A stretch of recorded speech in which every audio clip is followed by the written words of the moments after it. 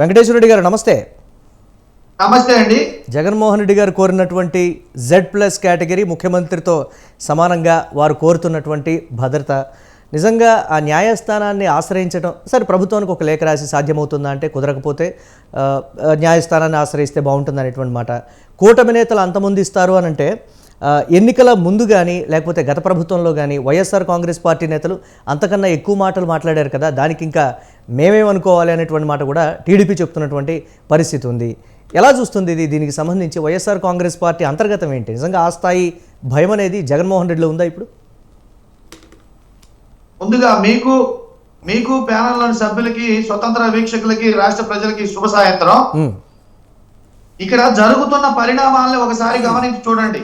జరుగుతున్న పరిణామాలు గెలిచిన వెంటనే ఎవరైతే జగన్ ఓడిపోయాడు కానీ చనిపోలేదు అని చెప్పేసి వ్యాఖ్యలు చేశారో అతన్నే తెచ్చి స్పీకర్ గా పెట్టారు. అట్లనే జగన్ సంతృష్టి చూస్తామన్న ఆమెనే తీసుకొచ్చి హోమ్ మినిస్టర్ గా పెట్టారు. ఇంకోటి, రాష్ట్రంలో హత్యలు, దాడులు, మాన ప్రాణాలు పోతున్నాయి అని చెప్పేసి జగన్మోహన్ రెడ్డి గారు ఢిల్లీలో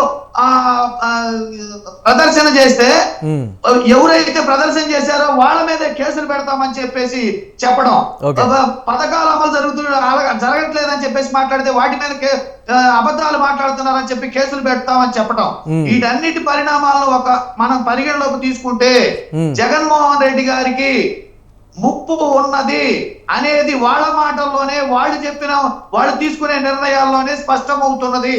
ఒకప్పుడు వంగవీటి మోహన్ రంగా గారిని కూడా ఇట్లనే భద్రత గన్మెన్లు తీసేసి మాకు గన్మెన్లు కేటాయించమని అడిగి నాకు భద్రత కావాలని నిరాహార దీక్ష చేస్తుంటే ఇదే చంద్రబాబు నాయుడు గారు ఈ తెలుగుదేశం పార్టీ హయాంలోనే ఆయన హత్య జరిగినది. మీరు గత చరిత్రను ఒకసారి తీసుకున్నా, ఇప్పుడు జరుగుతున్న పరిణామాలని ఒకసారి పరిగణలోకి తీసుకున్నా, ఎవరైతే జగన్ ఓడిపోయారు కానీ చనిపోలేదు అని చెప్పేసి వ్యాఖ్యలు చేశారో ఆయనే ఈ రోజు సభాపతి. ఎవరైతే జగన్ సంగతి చూస్తామని చెప్పేసి మాట్లాడారో ఆమె ఈ రోజు హోమ్ మినిస్టర్.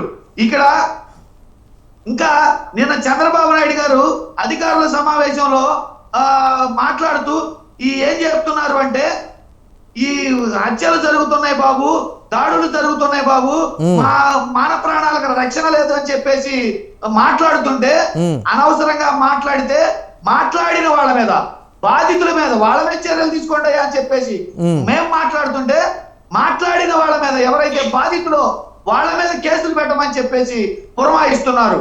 ఎవరు నోరెత్తితే వాళ్ళ మీద కేసులు పెట్టమని, ఎవరు మాట్లాడితే వాళ్ళ మీద కేసులు పెట్టమని, అంటే సాక్ష్యాలు ఎవరన్నా మాట్లాడితే దాడి జరిగిందని మాట్లాడితే సాక్ష్యాధారాలు ఉండాలంట, వాళ్ళు సాక్ష్యాలు తెచ్చి పెట్టాలంట, లేదంటే వాళ్ళ మీద కేసు పెడతారంట.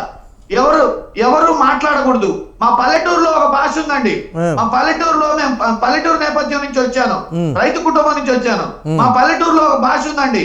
బాగా బలిసిన ఆయన భూస్వామి ఎవరైనా మిన్న జాతి వాళ్ళు ఎవరన్నా పేదవాళ్ళు ఏదైనా మాట్లాడితే తన్నండి రావాడిని, మాట్లాడితే చంపండి రావాడిని అని చెప్పేసి అహంకారపూరితంగా మాట్లాడే భూస్వాముల పద్ధతి. అంటే గతంలో ఉన్నటువంటి వెంకటేశ్వర రెడ్డి గారు, ఒక నిమిషం వెంకటేశ్వర రెడ్డి గారు, గతంలో మంత్రులు కూడా ప్రతిపక్షంలో ఉన్నప్పుడు టీడీపీని కూడా అదే స్థాయిలో విమర్శించారు కదా అని వారు కూడా ప్రస్తావిస్తున్నటువంటి పరిస్థితి. అప్పుడు మేము ఏమైనా భయపడ్డామా? ప్రజా జీవితంలో ఉన్న ఒక నిమిషం మేము ఎన్ని రకాలుగా అదే చెప్పబోతున్నాను, దానికి కూడా చెప్తాను సమాధానం. ఏది మాట్లాడినా గతంలో మీరు చేయలేదా? ఏది మాట్లాడినా అల్లప్పుడు అది చేశారు. ఒక బాబు నడి రోడ్డు మీద నరికేస్తున్నారా అంటే గతంలో మీరు చేయలేదా?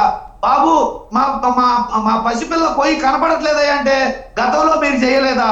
బాబు పథకం అందట్లేదా అంటే గతంలో మీరు చేయట్లేదా? భోజనం అందట్లేదా? వెంకటేశ్వర రెడ్డి గారు ప్లీజ్, వెంకటేశ్వర రెడ్డి గారు ఈ ప్రభుత్వం వినిపిస్తోందా నా మాట? మీకు నా మాట వినిపిస్తోందా మీకు? ప్లీజ్ చెప్పనివ్వండి సార్, నన్ను చెప్పనివ్వండి సార్. ఈ ప్రభుత్వం అధికారంలోకి వచ్చింది గతంలో జరిగిన వాటి మీద కక్షపూరితమైన చర్యలు తీసుకోవడానికి వచ్చిందా?